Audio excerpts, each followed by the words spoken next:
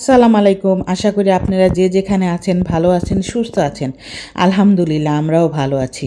আজকে আমি আমার ব্লগটা শুরু করলাম স্কুল থেকে। এখানে আমার মেয়ের আজকে শেষ পরীক্ষা। আর প্রতিদিন পরীক্ষা দিতে আসি, এসে বাসায় রান্না করতে হয়, অনেক কাজ থাকে। এর জন্য আমি অনেক দিন ধরে ব্লগ দিতে পারছি না। আসলে সময় হয়ে ওঠে না, সংসারে কাজ করতে হয়, নিজের শরীরটাও সেরকম ভালো যায় না। মন মানসিকতা ভালো না থাকলে আর সময় না থাকলে না ব্লগটা করতে ভালো লাগে না। তো আজকে যেহেতু শেষ এক্সাম আর কি, মেয়ের পরীক্ষা, তো ভাবলাম যে একটু ভিডিও করি। এখানে বসেছিলাম গার্জেনের সাথে। তো প্রত্যেকটা গার্জেনই দিয়ে চলে যায়, দুই একজন থাকে, তো ওদের সাথে বসে বসে গল্প করি। আর এখানে যে গাঁদা ফুলের গাছগুলা লাগাইছে নতুন করে, এত ভালো লাগছে। মানে সামনে যে জানুয়ারি ফেব্রুয়ারি মাস আসলে গাছগুলো আরও বড় হবে, একদম লাইন বাই লাইন গাছগুলা লাগাইছে। আমার কাছে অনেক ভালো লাগতেছে। আর প্রত্যেকটা গাছে ফুলের কলি আছে, মানে একটা দুটা করে কলি আছে। মানে এমনভাবে গাছগুলা কিনেছে জানি ফুল ধরে, মানে বুদ্ধিটা অনেক ভালো। আর গাছগুলা খুব সিরিয়াল বাই সিরিয়াল লাগাইছে, আমার খুব ভালো লাগে। যখন ওই যে ফেব্রুয়ারি মাসে ক্লাস হবে না, জানুয়ারি ফেব্রুয়ারি মাসে, তখন ফুল ফুটবে, তখন আবার আপনাদের সাথে শেয়ার করব। এত ভালো লাগে ফুল ফুটলে। আর শীতকালে মানে ফুলগুলা ফুটে থাকে না, অনেক ভালো লাগে। আর এখানে অনেক মেয়েরা পরীক্ষা দিয়ে বের হচ্ছে, আমি তো বসে আছি আমার মেয়ের জন্য, কখন বের হবে। বসে থাকলে কিন্তু ভালো লাগে না, আর ঘরে গেলে কিন্তু কাজের শেষ নাই, কিভাবে যে দিন চলে যায় তার কোনো হিসাবই নাই।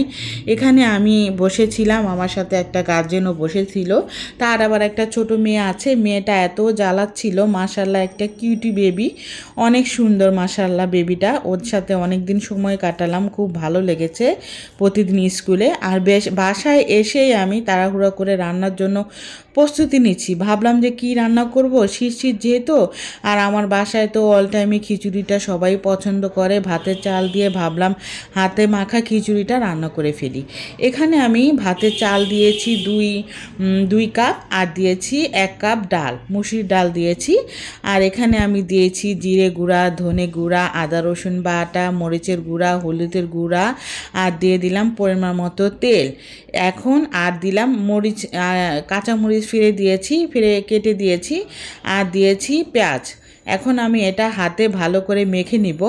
আমি হাতে মাখছিলাম, আর নিধিয়া বাবা আবার পাশ দিয়ে, ও বারান্দায় আবার সব কবুতরের যেই বারান্দা আছে না, সেটা নোংরা করেছে, অনেক দিন হয়েছে পরিষ্কার করা হয় না। ও আবার এটা পরিষ্কার করছে, পানি নিয়ে যাচ্ছে। আমি আবার ওর সাথে একটু রাগারাগি করছিলাম যে ঠান্ডা লেগেছে, ওর আবার কাশ হয়েছে। তা ভাবলাম যে রান্না করতে আসলে মানে চুল থাকবেই, পুরাটা ঘরে চুলে ছড়াছড়ি। আমাদের তো 3 জন আমরা মেয়ে, নিধির বাবাও মাঝে মধ্যে অনেক রাগ করে চুল পাইলে। আর চুল তো মানে ঘরে পড়ে থাকেই, মানে চুল সবারই পড়তেছে। এখন আমি হাতে ভালোভাবে মেখে নিব। তো যা বলতেছিলাম, ওর আবার ঠান্ডা লেগেছে তো অনেক কাশ। তা আমি আবার বললাম যে তুমি আজকে পরিষ্কার করো না। ও আবার বললো যে না, অনেক দিন হয়ে গেছে, নোংরা হয়ে গেছে, পরিষ্কার করে ফেলি। তো আমি আর কিছু বললাম না। আমার হাতে যেহেতু সময় নাই, আমি ভাবলাম যে রান্নাটা করে ফেলি। আমি আসতে আসতেই তো আমার 4টা বেজে গেছে। সকালবেলা আমি রান্না করে যাই নাই, তাই ভাবলাম যে তাড়াহুড়া করে হাতে মেখে খিচুড়িটা রান্না করলে হয়ে যাবে। আর আমি বেগুন ভাজা করে নিব। আর বেগুন ভাজা করলে হয় কি, বড় মেয়ে খাবে, ছোট মেয়ে আবার সেটা দিয়ে খাবে না। এর জন্য চিন্তা করলাম কয়েকটা আবার আলুও সিদ্ধ দিয়ে দিই, আলু ভর্তা করে নিব, তাহলে ছোট মেয়েও খাবে, মানে নিধিও খাবে, নেহাও খাবে, যায় ঝামেলা আর কি থাকবে না। আর এই যে নিধির বাবা এখানে আবার বারান্দাটা পরিষ্কার করে নিচ্ছে। আর এই কবুতরটা এত ময়লা করে, মানে একটা কবুতর তারপরও অনেক নোংরা করে। আমার ঘরে অনেক কবুতর ছিল, যারা আমার আগের ভিডিও দেখেছেন তারা হয়তো দেখেছেন। অনেক কবুতর ছিল, সেই কবুতরগুলো আমি সব দিয়ে দিয়েছি। মানে কবুতর অনেক নোংরা করে, এর জন্য তাই একটা রেখেছি। একটাও অনেক নোংরা করে। খিচুড়ি বসাতে এসে দেখি গ্যাস চলে গেছে। মানে বলে না, যখন তাড়াহুড়া লাগে সব দিক দিয়ে আর কি দেরি হয়, এই অবস্থা আমার। এখন আমি খিচুড়িটা চড়াই দিলাম, আর পাশে আবার বেগুনটা ভেজে নিচ্ছি তাড়াহুড়া করে। বেগুন ভাজা হয়ে গেলে আলুটাও সিদ্ধ করে দিব। সংসারে মেয়েরা যতই দূরে থাক বা যে কোনো একটা কাজে থাক, সংসারে রান্না কিন্তু করতেই হয়। আর একদিন যদি ঘরের কাজ না করি পরের দিন কিন্তু অনেক নোংরা হয়ে যায়।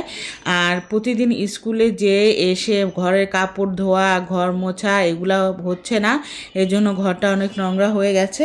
আর নিধির বাবা বলছে যে আজকে ঘরটাও মুছে দেবে। আমি আবার ওকে না বলছিলাম যে ঘর মোছার দরকার নেই, কিন্তু ও আমার কথা শুনছে না। ও বললো যে না, অনেক নোংরা হয়ে গেছে, ঘরটাও মুছে দিই। আর এই যে বারান্দাটা পরিষ্কার হয়ে গেছে, বারান্দাটা পরিষ্কার হয়ে গেলে অনেক ভালো লাগে।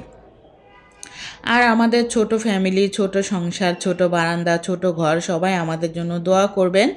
আর আমিও আপনাদের জন্য দোয়া করি। আর মেয়ের তো পরীক্ষা শেষ, মেয়ে তো এখন অনেক খুশি। বলল যে এতদিন এক্সাম ছিল, সারাদিনই চলে যেত। সকালবেলা ঘুম থেকে উঠে নাস্তা খেয়ে রেডি হয়ে স্কুল থেকে আসতে আসতে 5টা বাজতো, তারপরে ও আর কি ক্লান্ত হয়ে যেত। তারপরে আবার সন্ধ্যার পরে পড়তে বসতে হতো। এখন তো আর তা করতে হবে না, সে আবার জানুয়ারি মাসে ভর্তি হলে তারপরে। এই যে আপনাদের সাথে হাতে মেখে খিচুড়িটা বসাইছিলাম না, দেখেছেন কি সুন্দর হয়েছে, মাশাআল্লাহ, অনেক ঝরঝরা হয়েছে। আর এভাবে খিচুড়ি রান্না করলে হয় কি তাড়াতাড়ি হয়ে যায়, আর খেতেও কিন্তু অনেক ভালো লাগে। এখন আমরা সবাই মিলে খেতে বসবো। এখন কিন্তু প্রায় 6টা বেজে যাচ্ছে, কিচ্ছু করার নাই, যেহেতু স্কুলে গেছিলাম, রান্না করতে পারিনি সকালবেলা, এর জন্য এখন অনেক দেরি হয়ে গেছে। আর পাশে এখানে কালকে বেগুন ভাজি ছিল, সেটাও আলু দিয়ে ভাজি করেছিলাম, সেটাও আমি আবার একটু গরম করে নিলাম। আর এই যে বেগুনটা ভেজে নিয়েছি, পাশে আবার 2-1টা বেগুন পুড়ে গেছে রান্নাঘরে, ওই যে বেগুন ভাজতে দিয়ে অন্য কাজ করতে যেয়ে আর কি পুড়ে গেছে। আর রান্না করতে যেয়ে কিন্তু অনেক কাজ করতে হয় মেয়েদের, কারণ আমি বাসায় ছিলাম না, এর জন্য রান্না করতে দিয়ে আবার ঘর গুছালাম, বিছনা ঝাড়লাম, আর নানা ধরনের কাজ, হাঁড়ি পাতিল এগুলো সব আবার ধুইলাম। সকালে তেমন একটা কাজ করি নাই। আর এই যে এখন আমি আমার নেহাকে, মানে আমার বড় মেয়ে নেহাকে আমি খিচুড়িটা দিয়ে নিচ্ছি। ওকে খাবার দিলে হয় একটা ভেজাল, ও এখন আবার খাবার দেওয়ার পরে বলবে খিচুড়ি কমাও, মানে এত কম খায় মেয়েটা আমার, খেতেই চায় না। আর নিধি তো খিচুড়ি খাইলই না, ও বললো না আমি খিচুড়ি খাবো না, আমি ভাত খাবো। আর বিকালবেলা ভাবলাম আবার বাচ্চাদের কি দিব, একটু পাকোড়া ভেজে দেই। প্রত্যেকদিন বিকাল হলে আরেকটা টেনশন, ওরা বিকালে নাস্তাটা আর কি, দুপুরে যদি ভাত নাও খায় বিকালে নাস্তাটা ওদের চাই। এর জন্য ভাবলাম যে পাকোড়া ভেজে দেই। পাকোড়াটা ওদেরকে ভেজে দিলাম, আর আমিও কয়েকটা পাকোড়া খেলাম। আমার মতো সব মায়েদেরই একটা টেনশন থাকে, বাচ্চারা কি খেতে পছন্দ করে, কি রান্না করলে ওরা খাবে, আর সেই টেনশন আমারও আছে। আমিও ব্যতিক্রমী কিছু নাই আমারও।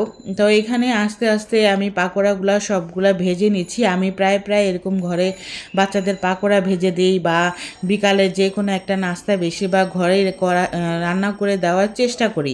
আর মাঝে মধ্যে নিধির বাবা যদি কিনে আনে সেটা তো আলাদা। অনেক দিন ভিডিও দেয়নি, আশা করছি আপনারা সবাই ভালো আছেন। আমরা আলহামদুলিল্লাহ আছি ভালো। আর আমার এই ভিডিওটা যদি আপনাদের ভালো লাগে, আমার চ্যানেলটা সাবস্ক্রাইব করবেন, লাইক করবেন, কমেন্ট করবেন, শেয়ার করবেন। আর ভিডিওটা পুরাটা দেখবেন, ফুল ভিডিও দেখবেন।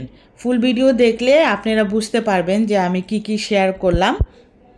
আর এখানে পাকোড়া ভাজতে অনেকগুলো পাকোড়া আবার দেখলাম পুড়ে গেছে।